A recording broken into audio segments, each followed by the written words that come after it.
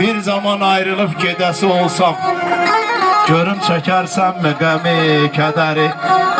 Gedirsən, get biraz darıxım səndən ötəri.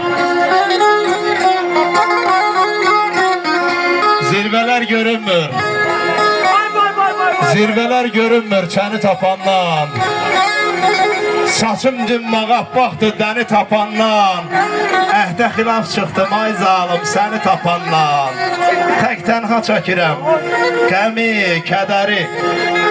Gedirsən, get biraz darıxım səndən ötəri. Şair nə düşünür?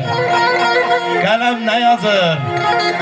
Nimdaş libasdadır həsrəti kasıb.